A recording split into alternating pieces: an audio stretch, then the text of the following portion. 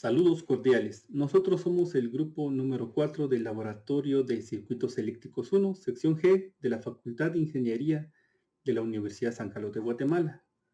En esta oportunidad les presentamos el proyecto final denominado Dispensador de frijol en granos en tres cantidades.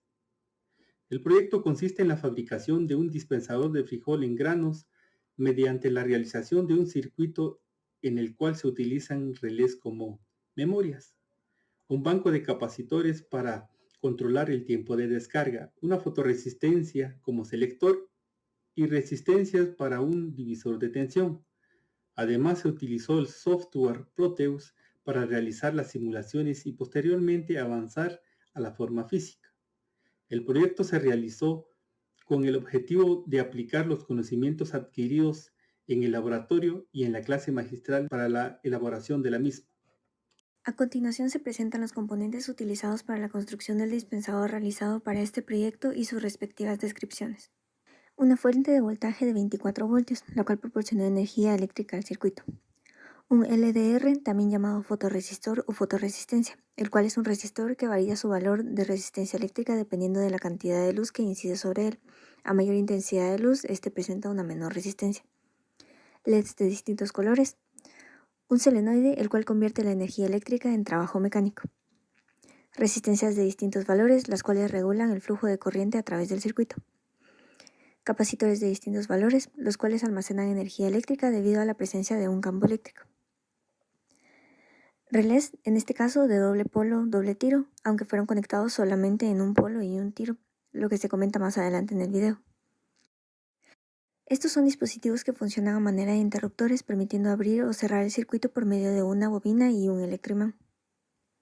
Protoboards, los cuales son tableros con orificios conectados eléctricamente entre sí de manera interna.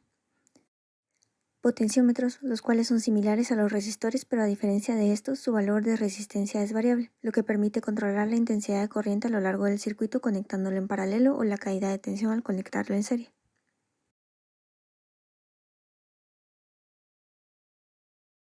Vamos a explicar lo que es el proyecto en sí. En principio, el proyecto se divide en 4 etapas o 4 partes, en las cuales está el botón principal, que es este protoboard, el control de voltaje, que es este protoboard, la salida de los LEDs, que es este, el banco de capacitores y salida hacia el solenoide, que es este.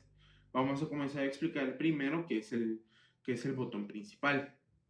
¿Cómo se mira? Este botón principal, al encenderse con un solo push, va a funcionar con un sistema de flip-flop de 2 relés. Esto va a ir a otro relé que controla 2 tipos de voltaje, de 12 y 24 voltios. Posteriormente se explicará por qué se necesitaron 2 voltajes en el proyecto. Pero cuando nosotros volvemos a presionar el botón, este se apagará de inmediato, funcionando el encendido y apagado con un solo botón. Ahora tenemos la segunda parte del proyecto. La segunda parte del proyecto, tal como se mencionó, es el control del voltaje.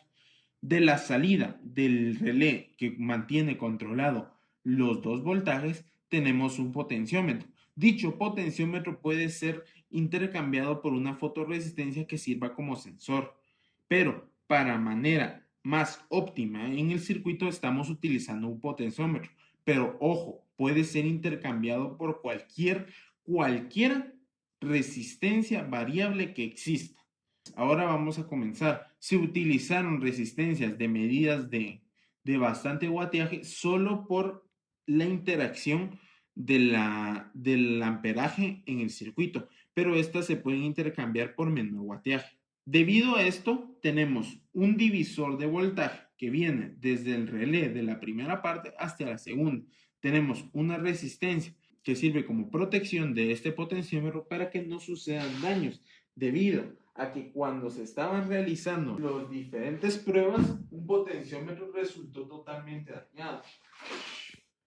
Podemos ver el potenciómetro dañado aquí, donde si nosotros giramos, vamos a ver cómo sucedió un quemado en la espiral del potenciómetro. Este se desarmó solo para ver qué es lo que estaba sucediendo, pero incluso está completamente dañado y ya no puede funcionar. Si medimos con el tester sus patillas, vemos que ya no da absolutamente nada de resistencia, o por ejemplo en esta zona da una resistencia que ya no es variable.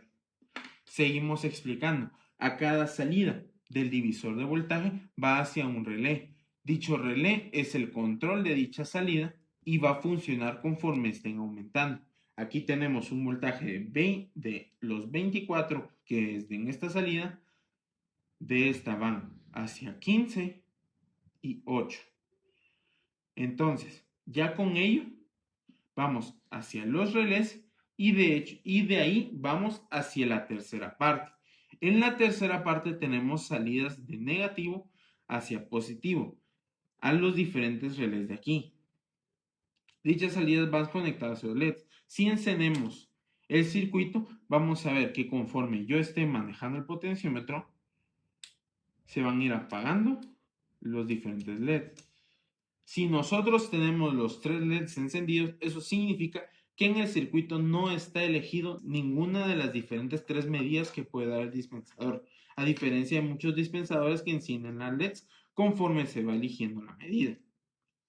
Ahora, de esta LEDs vamos hacia 3 relés que están conectados normalmente en un polo y un tiro. Se utilizaron de doble poro solo por el voltaje que nos proporcionaban, pero están conectados un solo polo y un solo tiro. Dicho esto, estos salen hacia el banco de capacitores. Estos 3 relés funcionan como una compuerta OR. Entonces van sumando las diferentes capacitancias en el banco de capacitores. Aquí tenemos el banco de capacitores. Dichas medidas luego serán puestas en pantalla, pero para explicar del banco de capacitores en un circuito RC, vamos hacia otro relé. Dicho relé tiene un enclave. Este enclave únicamente sirve para poder hacer que cuando se presione el botón se apague totalmente el circuito y se apague también el solenoide. Dispuesto a esto, tenemos aquí un LED. Este LED es el LED de funcionamiento.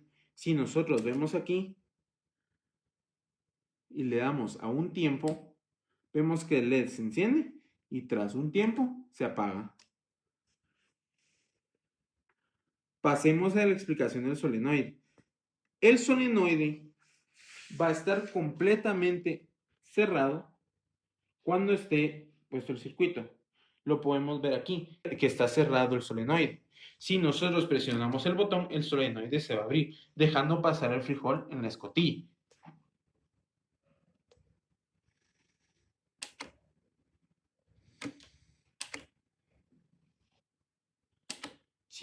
Ahí vemos que el solenoide está funcionando normalmente cerrado, tapando la salida. Si nosotros elegimos la primera medida, vemos cómo el solenoide se abre y tras un tiempo se cierra. Nosotros regresamos y elegimos la segunda medida. Tras un tiempo se cierra. Si nosotros regresamos otra vez y elegimos la última medida, vemos que el solenoide se abre y tras un tiempo bastante largo se cierra. Pasaremos a explicar diferentes nimiedades que ocurrieron durante el proyecto, así como sus dificultades. En pantalla observan diferentes intentos del proyecto. En el proyecto se utilizó un servomotor abriendo y cerrando una compuerta. Mostraremos nuestros diferentes intentos de cada uno de las salidas de servomotor. El problema mayor del proyecto tiene que ver con el arte mecánico de la salida, por lo que todo el proyecto eléctrico se considera en un estado factible. Pasaremos a explicar cada uno. Primero se intentó con un solenoide, pero al ver que no tenía suficiente fuerza, se pasó a un ventilador o básicamente unas aspas que estuvieran empujando el frijol, pero al ver que era demasiada cantidad y se quedaba trabado, se desechó. Dicho ventilador estaba impulsado con un motor reductor, realizado por nosotros mismos. Los engranajes fueron obtenidos de diferentes equipos y diferentes aparatos, como por ejemplo este motor reductor que se desarmó y se obtuvo el engranaje más pequeño de aquí. También se intentó utilizar un servo, dispuesto a de que el servo podía jalar o empujar la compuerta fácilmente, pero el servomotor solo funciona con PMW, por lo que se desechó la idea. Luego, dispuesto a que el motor reductor tenía muy poca fuerza o muy poco torque, entonces se pasó a pensar en un motor de microondas. Pero se desechó la idea por la intensidad de amperaje que se necesitaba para manejarlo. Y posteriormente, antes del intento final, se realizó una salida impulsada por otro motor. Dicho motor fue sacado de una secadora. Ahorita mismo en pantalla podrán ver una imagen del interior sin el cobertor del motor. Vamos a probar el dispensado del frijol. Primero vamos a encender el circuito. Vamos a ver que el solenoide ya se abrió. Y vamos a meter el frijol en el...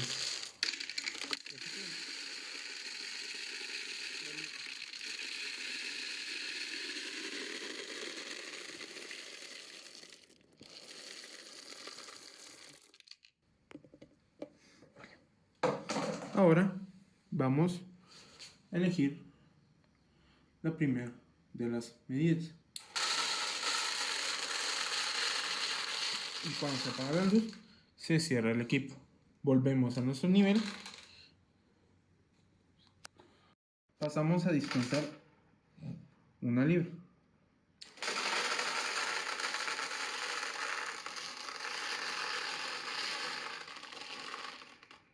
¿Listo? Ahora vamos a elegir la última de las medidas.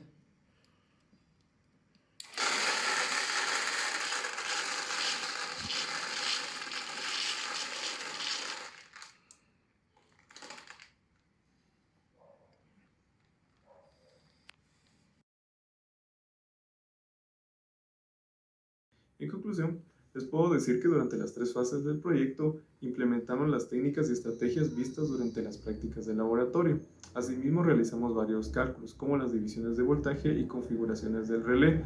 Por tal motivo, nuestro circuito se desempeñó de la forma que esperábamos. Utilizamos métodos tanto mecánicos como electrónicos.